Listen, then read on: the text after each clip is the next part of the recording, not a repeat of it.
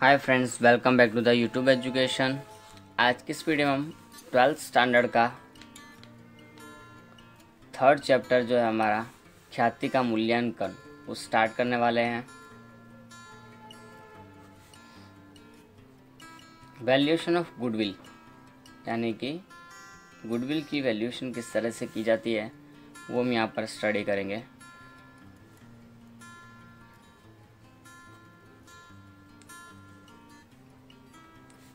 Valuation of goodwill. सो जैसा कि यहाँ पर लिखा हुआ है, चैप्टर का सबसे पहले हमको डेफिनेशन आते कि गुडविल होती क्या है, ख्याति होती क्या है। तो गुडविल के बारे में पढ़े तो इसका नाम क्या है, गुडविल, यानी कि good image of the business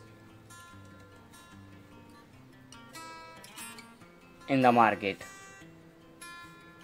धंधे की बाजार के अंदर अच्छी प्रतिष्ठा हो, अच्छा नाम हो, उसी को हम क्या बोलते हैं, गुडविल बोलते हैं। इसके नाम में ही इसका अर्थ छुपा हुआ है, गुडविल, यानी कि good image of business in the market. धंधे की बाजार में जो प्रतिष्ठा है उसको हम क्या बोलेंगे, गुडविल कहेंगे।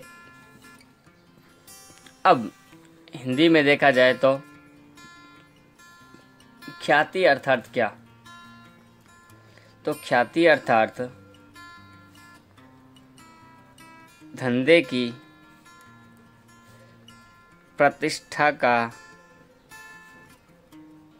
मूल्य दर्शाने वाली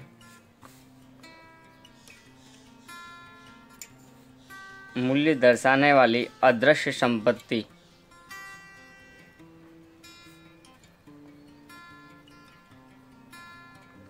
ख्याति क्या है, धंधे की प्रतिष्ठा का मूल्य दर्शाने वाली अदृश्य संपत्ति है। तो ये हमारा क्या है, धंधे की प्रतिष्ठा का मूल्य दर्शाने वाली अदृश्य संपत्ति। Goodwill is an intangible assets which shows the good image और the prestige of the business in the market. Same good image of the business in the market that is called intangible assets है। But goodwill यहाँ पर इस तरह का थोड़ा ध्यान रखना है कि ख्याति धंधे की प्रतिष्ठा का मूल्य दर्शाने वाली क्या है, अदृश्य संपत्ति है। टेंजिबल नहीं है, ख्याति को हम देख सकते नहीं है, टच कर सकते नहीं है। तो टेंजिबल और इंटेंजिबल असेट्स में यही फ़र्क है। टेंजिबल असेट्स जिनको हम प्रत्यक्ष रूप से देख सकते हैं और उनको स्पर्श कर सकते हैं, तो उनको क्या बोलते हैं हम, टेंजिबल। और इंटेंजिबल असेट्स में क्या होता है, जिन असेट्स को जिन असेट्स को हम देख नहीं सकते हैं, सिर्फ उनको अनुभव कर सकते हैं, उनकी कीमत हम आंक सकते हैं, उनको हम क्या बोलेंगे, अदृश्य संपत्ति। उनमें से एक है हमारी क्या, ख्याति। तो अब ख्याति की हमने इस तरह की देख ली, अब व्याख्या भी हम देख लें। तो व्याख्या इस तरह की किस तरह से होगी, तो व्याख्या के रूप में यहाँ देखेंगे, जो पीढ़ी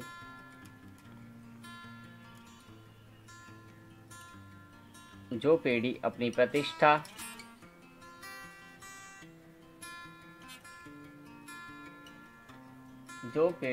प्रतिष्ठा विशेष प्रकार के ग्राहक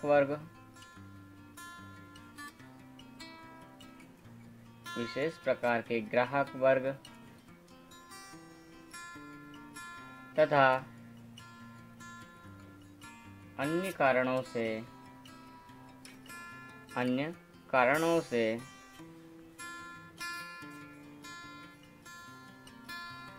सामान्य पीढ़ी की अपेक्षा अधिक लाभ कमाने की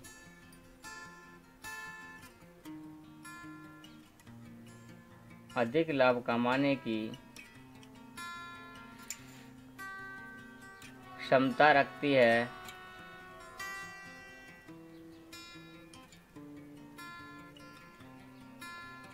तो वह पीढ़ी ख्याति रखती है, ऐसा कहेंगे।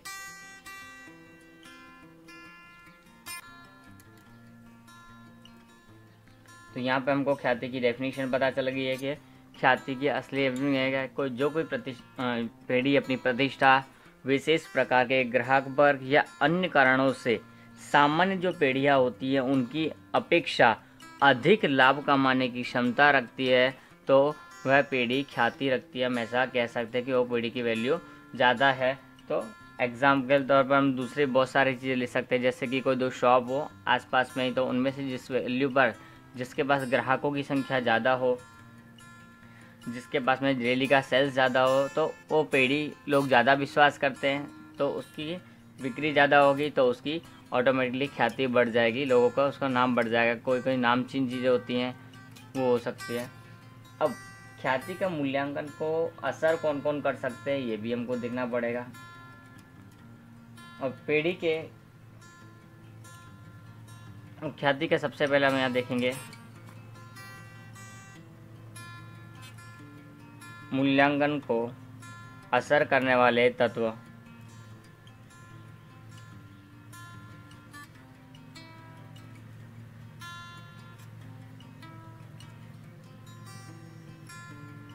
अब असर करने वाले तत्वों की लिस्ट हम पढ़ें उससे पहले इसके बारे में एक इन्फॉर्मेशन और पढ़ ले तो ज़्यादा अच्छा रहेगा हमारे लिए।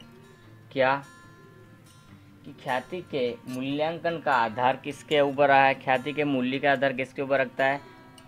तो ये क्वेश्चन हमारा इम्पोर्टेंट है। एक हमारा एक क्वेश्चन हो सकता है इसमें से 1 मार्क में। दूसरा 1 मार्क का एक और क्वेश्चन मैं यहाँ बता रहा हूँ कि पेड़ी का मूल्यांकन का आधार किस पर रखता है। पेड़ी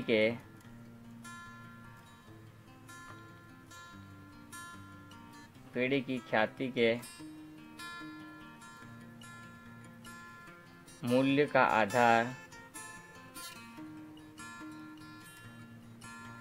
पेड़ी की किस पर डिपेंड करता है, लाभ कमाने की क्षमता पर। जो पेड़ी जितना लाभ करती है वो पेड़ी उतनी ही ज़्यादा ख्याति रखती है, ऐसा कह सकते हैं।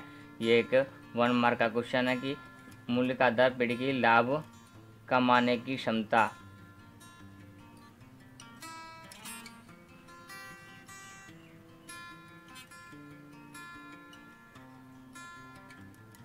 तो ये हमारे लिए इम्पोर्टेंट है कि पेड़ी की ख्याति के मूल्य का आधार पेड़ी की किसकी लाभ कमाने की क्षमता पर। यहाँ पे ये खाली जगह करके पूछ सकते हैं, पर निर्भर डॉट डॉट करके दे दिया, 4 ऑप्शन दे देंगे, तो उनमें से हमको क्या लिखना है, लाभ कमाने की क्षमता पर निर्भर है। इस तरह के क्वेश्चन एग्जाम में पूछ सकते हैं। एक यहाँ ही हमारा ख्याति की व्याख्या थी। अब मूल्यांकन को असर करने वाले तत्व कौन कौन से हैं, तो यहाँ तत्वों की लिस्ट हम लिख रहे हैं, तो उसमें किस तरह के तत्व हो सकते हैं, कौन कौन से हो सकते हैं, वो भी हम यहाँ देख लेते हैं। तो यहाँ पर पहला तत्व हमारा क्या, धंधे का स्वरूप। ये जितने भी तत्व हैं उनमें से भी पूछ सकते हैं कि ख्याति को असर करने वाला तत्व कौन सा है। 3 तत्व इनमें से दिए और एक कोई आउट रख दिया, तो वो भी हो सकता है। तो यहाँ पर सबसे पहले ख्याति के मूल्यांकन को असर करने वाले तत्वों में कौन कौन से वो हम देखेंगे। तो पहला क्या है, धंधे का स्वरूप या व्यवसाय का स्वरूप। ये हमारा पहला तत्व है, धंधे का स्वरूप। दूसरा, धंधे का स्थान।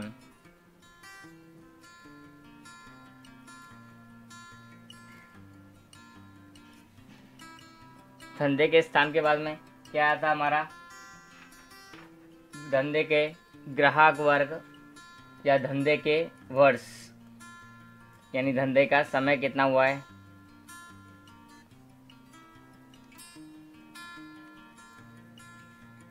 जितना धंधा पुराना उतनी ज़्यादा ख्याति। इनके बारे में हम एक्सप्लेनेशन अभी करने वाले थोड़ा।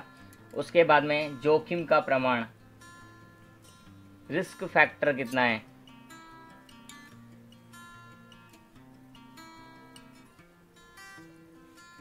उसके बाद में हमारे पास में आएगा बाजार की स्थिति क्या है, प्रतिस्पर्धा की और कम प्रतिस्पर्धा वाली। छठा, संचालकों की कार्यक्षमता, ये भी इम्पोर्टेंट फैक्टर है।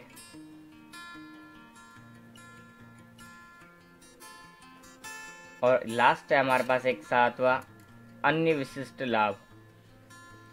तो इसमें से भी क्वेश्चन जो पूछेगा तो उनमें से कोई एक रख देगा और सब बाकी के बाहर। बाहर का कोई एक रख देगा, तो हमको पहचानना पड़ेगा कि ख्याति को असर करने वाला तत्व कौन सा नहीं है। इस तरह से क्वेश्चन पूछ सकते हैं।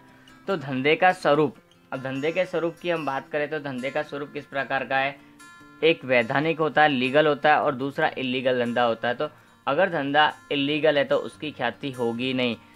जिससे जैसे कि गुजरात के अंदर की बात करें तो गुजरात के अंदर कोई बिजनेस स्टार्ट करना है, उसके अंदर अगर दारू का धंधा स्टार्ट करेंगे तो वो हमारे पास में क्या होगा, बिल्कुल भी चलेगा नहीं, क्योंकि धंधा यहाँ पर क्या इलीगल है। तो उस प्रकार के धंधे के अंदर ख्याति बिल्कुल भी होगी नहीं, वो वैधानिक धंधा है नहीं है। तो उसकी वजह से ये क्या हो जाएगा, धंधे का स्वरूप बहुत ही इंपॉर्टेंट फैक्टर होता है इसके अंदर। और दूसरा देखें तो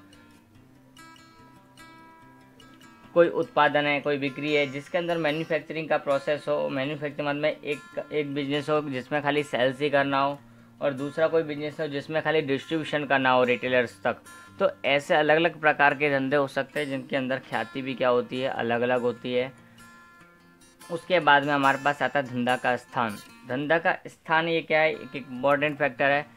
मेन मार्केट में मौके के स्थान पर कोई जगह आई होती है तो उसका, मेन मार्केट में जो जगह आती है तो उसका क्या होता है, ख्याति की कीमत बहुत ज़्यादा होती है। मेन मार्केट में ये आने जाने वाले लोग देखेंगे, एक बार नहीं, दो बार नहीं, तीसरी बार तो उनको नजर में आएगी कोई चीज़ यहाँ पर है भाई, ये है, तो वो देखेगी तो एक ने एक बार वहाँ जाने की कोशिश करेंगे भाई ये है क्या, तो उसके पास अपने आप ही ग्राहक बनते जाएंगे। और जैसे जैसे उसके पास ग्राहक बढ़ेंगे लाभ बढ़ेगा, और लाभ बढ़ेगा तो उसकी ख्याति भी बढ़ेगी, ज़्यादा लोग उसको पहचानेंगे, नाम लोगों के पास सामने आएगा।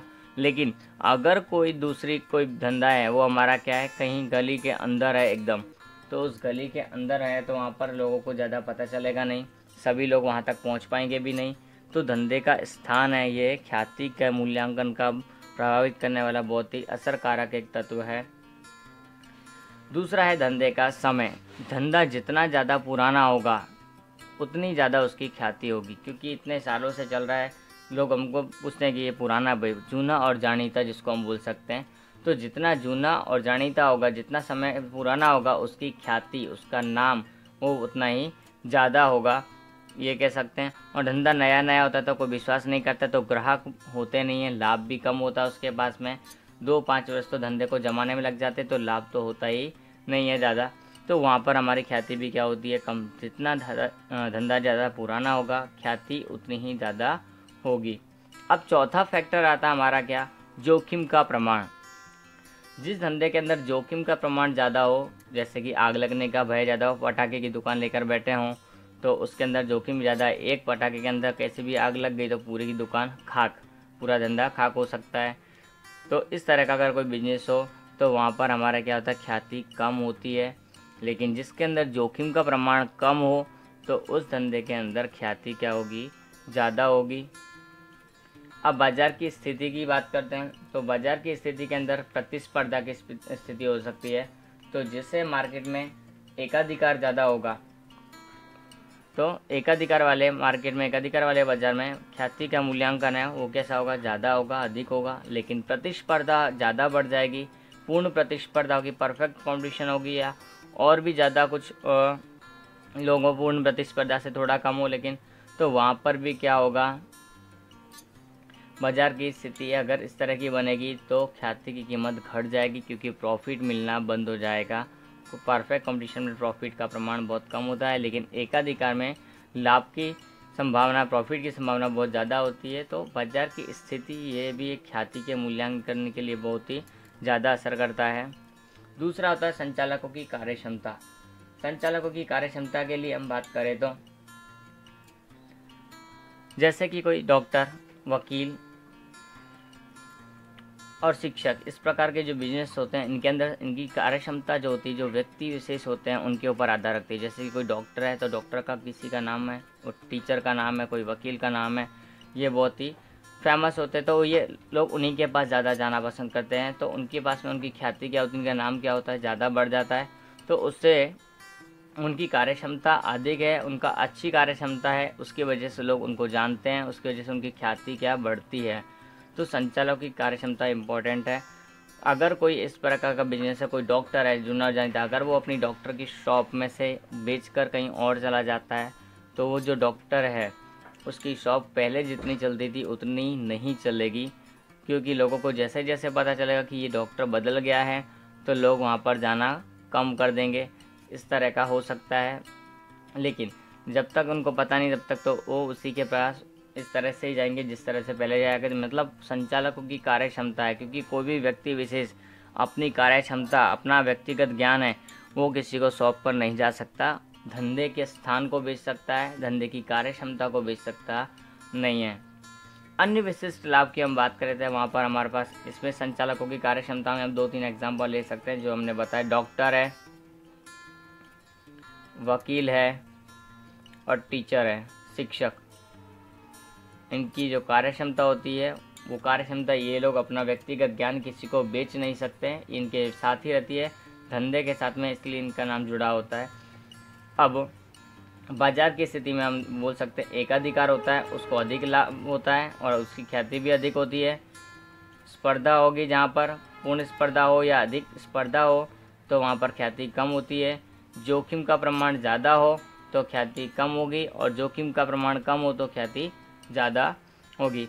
अन्य विशिष्ट लाभ की हम बात करें तो अन्य विशिष्ट लाभ में हमारे पास में जैसे कोई पीढ़ी के पास में, कोई धंधे के पास में लाइसेंस हो बिजनेस चलाने का, तो उसका ख्याति अपने आप बढ़ जाएगी। हाँ भाई लीगल धंधा है, लाइसेंस है इसके पास में, तो ये बिजनेस बहुत ही अच्छा चलेगा। अच्छा ही है, लाइसेंस है, उसने अपना ट्रेडमार्क बनाया हुआ है, अपना नाम को ट्रेडमार्क के अंदर रजिस्टर करवाया हुआ है, उसका खुद का नाम है, खुद की ब्रांड से चलता है तो उसका नाम है, इसलिए वो भी अपनी ख्याति रखता है। यह अदृश्य संपत्तियां हैं। उसके बाद में हमारे पास कोई कॉपीराइट हो किसी के पास में, तो कॉपीराइट के साथ बेचेगा तो उसके ऑटोमेटिकली ख्याति बढ़ जाएगी। तो ये सारी चीज़ें भी एक्स्ट्रा में ऐसी हैं जिनकी वजह से ख्याति की जो कीमत है, मूल्यांकन है, वो अधिक आंका जा सकता है। तो ये हुए हमारे ख्याति को असर करने वाले तत्व। अब हम ख्याति की मूल्यांकन की पद्धतियाँ पढ़ेंगे। तो ख्याति के मूल्यांकन की पद्धतियाँ कौन कौन सी हैं, उनके नाम हम यहाँ भी देख लेते हैं।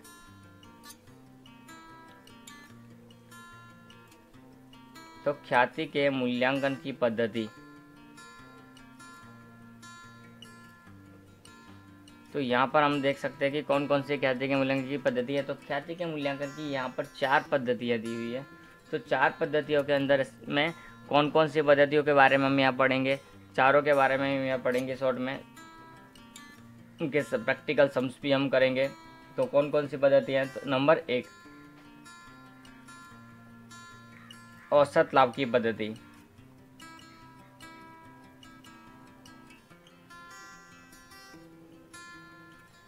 Average profit method. Second weightage average profit, भारित औसत लाभ। औसत तो है लेकिन भारित औसत है, तो भारित औसत लाभ की पद्धति वेटेज एवरेज मेथड। ये सादा, इसको बोलते हैं सादा औसत लाभ, सिंपल एवरेज मेथड।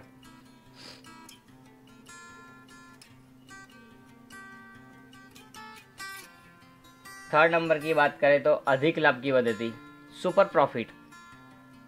नॉर्मल सामान्य अपेक्षित लाभ उसकी वजह कैसा हो, अधिक लाभ होता हो, तो उसको क्या बोलते हैं हम, सुपर प्रॉफिट।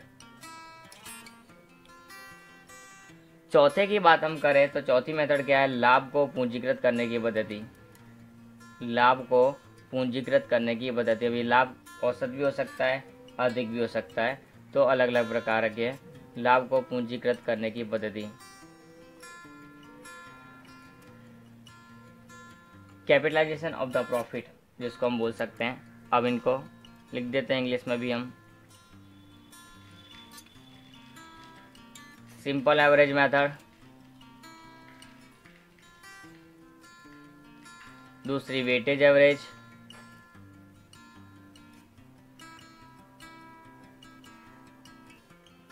और थर्ड हमारी सुपर प्रॉफिट, और लास्ट हमारी कैपिटलाइजेशन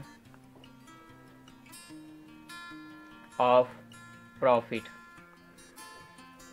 तो ये 4 मेथड्स हमको यहाँ दी हुई है। अब चारों के चारों मेथड के बारे में कब यूज़ की जाती है, इनके लिए सूत्र क्या हैं, वो सब हम नेक्स्ट वीडियो में देखेंगे।